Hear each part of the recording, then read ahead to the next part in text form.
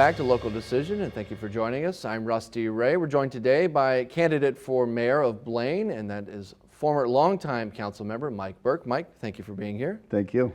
And yes, how many terms again on city council? 3 terms. 3 terms, and it's been a few years since you were on. A couple years, yeah. And I also served on the planning commission for 3 terms, and also served as mayor pro tem for 1 term. So okay, so lots of experience with city of Blaine. But now, as we talked about, there's going to be a vacancy at the top with the mayor's office. So why run for mayor?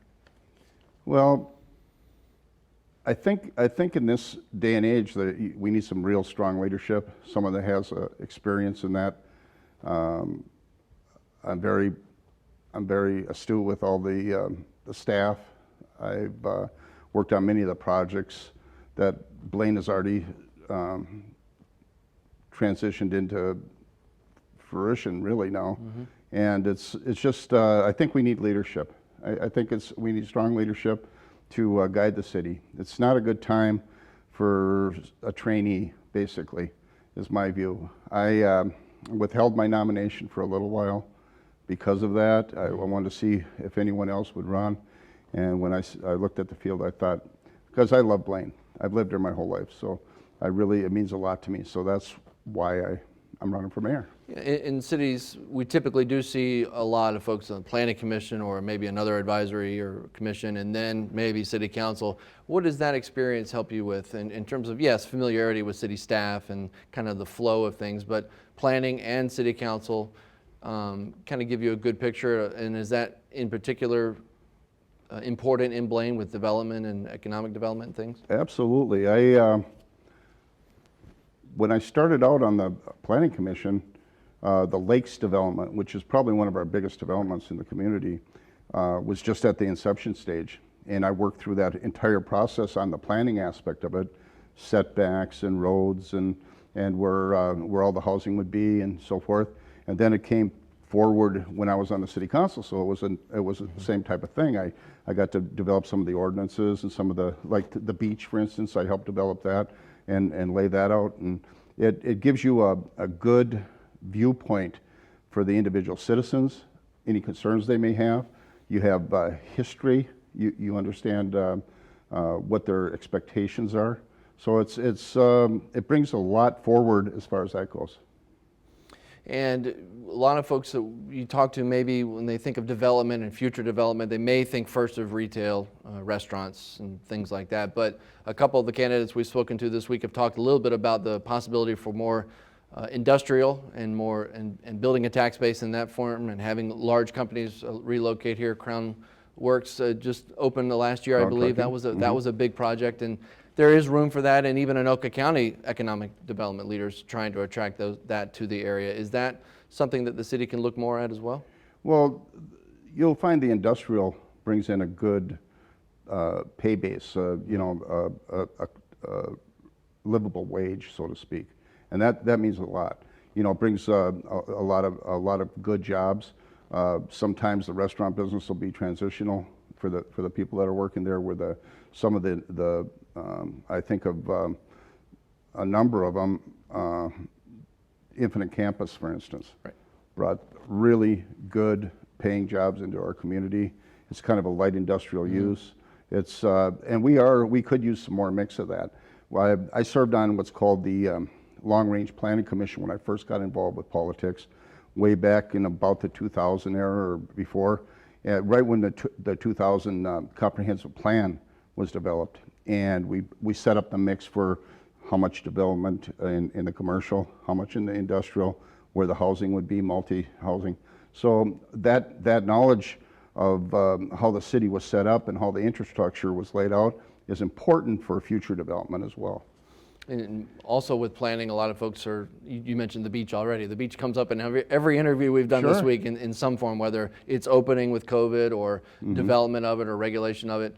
Are there more amenities that Blaine could provide in terms of the park space, recreation space? I mean, people move here, they're going to want to enjoy those. I know that the trail system and things like that are a big talker. Is there more of that could be done? Well, we've really, in the past, when I served on the council, we really embraced that type of recreational development. Of course, the sports center, it's internationally known. And I've worked on numerous projects with Paul when he was running it, and it's huge to our community, brings in lots of outside, I don't know what about this year, but it brings out a lot of international flavor to our community. The golf tournament, of course, I've always been a big supporter of the golf tournament when it comes into 3M. I helped with a lot of that. We've always leaned towards that as a community. There are a few little things, like I'd like to see some more basketball opportunities, some of the kids. We got the curling. I mean, this city is well known for activities, and I think that draws a lot of the people that move to Blaine. I think it's important, you know, and I'm really proud of that, as being part of that. What have you seen, and what are your feelings about the city's response so far to COVID and having to make decisions, whether it's restrictions, closures, delayed openings, or cancellations? How do you see the city's response, and would you change anything? I think we've done a pretty good job. I think the mayor's done a good job. I mean, we've got state guidelines, of course, that we have to follow. Would I do anything differently? I don't think so. I think Tom has done a really good job handling that. It's such a fluid situation that you really don't know until you get in the middle of it, unfortunately, and if something would come up. But what's nice about our community is we've got a lot of common sense people that live here. And as you're out, you see people in masks. You see a few, but everyone keeps their distance. You know, I believe that it's being handled quite properly right now.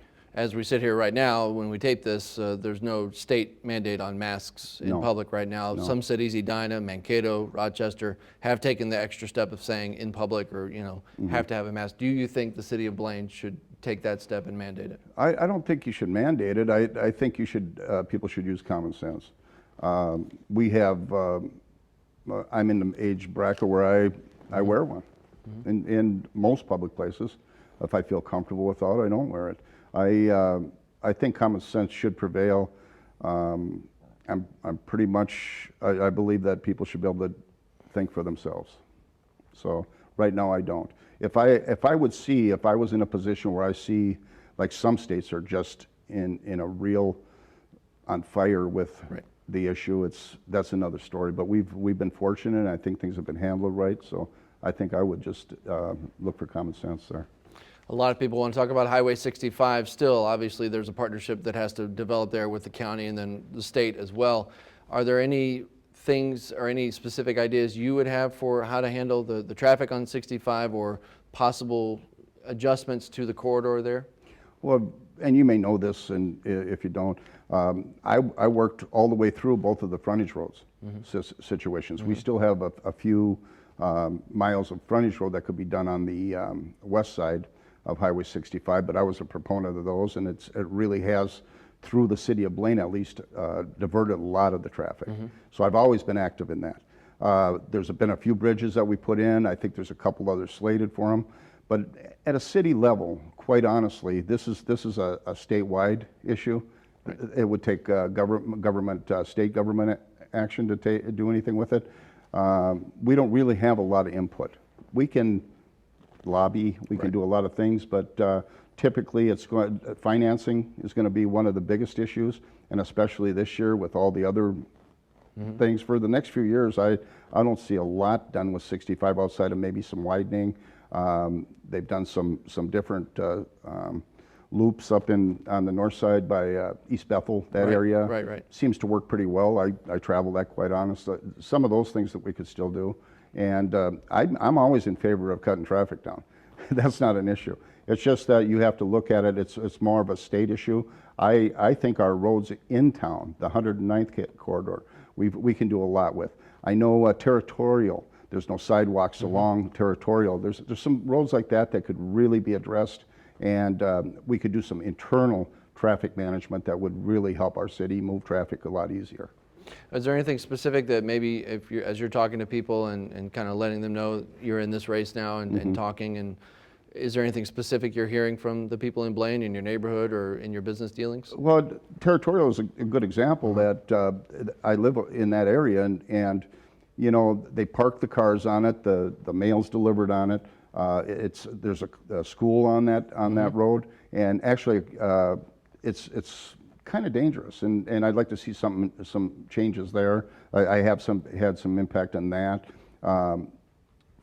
There's a lot of people, like I say, that still like the recreational end of it. They want to continue to be able to play softball and baseball, and obviously that goes with our medical situation here. A few minutes ago, you said that with the change in the mayor's office that's going to happen, it's maybe an opportunity for someone to come in and provide strong leadership. Is there any challenge that the city faces with the change in the mayor's office, and potentially on a couple of spots on council too, kind of a changing face of city council, which happens. It's cyclical, obviously. Are there any challenges when that happens, especially given economic uncertainty and the development challenges and things? Well, our city, and I know this from experience, has always had a real good, we have good funding. We've done a good job when I was on the council of not raising taxes, but yet providing all the infrastructure and the amenities that people really want. And so there's going to be challenges to maintain some of that, because I just heard on the radio today 1,000 businesses in Minneapolis aren't going to be able to pay their real estate taxes because they're not there anymore. So I mean, we have issues with the environment we're in. So I think funding will be an issue. I think that's something that we have to really look for necessary services, maybe think outside the box. I was involved, for instance, the billboards along Highway 10. I helped initiate that and put them up. That funding actually goes through into our Parks Department. There's some things we can do outside the box as city government level that you can help provide easement to a lot of the people that live here, because there are going to be some challenges. And I think Tom would probably say the same thing. Next few years, we're going to have some issues that way. As far as growth goes, to continue to pull in the good mix of housing, business, and industrial, as well as we talked about earlier, we're going to need some strong leadership. Someone that has relationships with the builders, which I do. I know a lot of the builders, and I know a lot of the companies that we've done business in the past with, and that good, strong relationship goes a long ways with helping them solve problems as well. So good leadership is going to be important in the next few terms as we go through these times. Okay, let's wrap up with this. You've lived here a long time. You did business here. You owned a business here. You continue to do business. And what is Blaines' identity, do you think? On a larger scale, maybe in the Twin Cities, on a state level, in dealing with state government and even county government, is there a specific identity that people have of Blaine that you recognize? I think it's the greatest city in the state. I am ever so proud of the city. I've lived here 35 years, and I remember a lot of the roads were dirt, and without all the infrastructure like the sports communities and the shopping and the restaurants, I mean, on my viewpoint, I'm super proud. But the perception out of Blaine is huge. We have an international presence. We have a national presence with the golf tournament. I mean, I think Blaine has a perception of a great place to live. We have great infrastructure. We have great shopping. We've got everything you'd want if you're looking for a community. I know people that have told me that they've waited years to find the right house in Blaine to move here from other cities that are close by. And to top it off, our first responders are second to none. We have, I think, one of the best police forces, and our fire department combined with Mounds View and Spring Lake Park, it's a great combination of people and great equipment. I've always supported both of those, and it's a great place to live. And I think that's the perception that's out there for the city of Blaine. Okay. Mike Bourke, candidate for mayor, thank you for being here. Thank you. I appreciate it.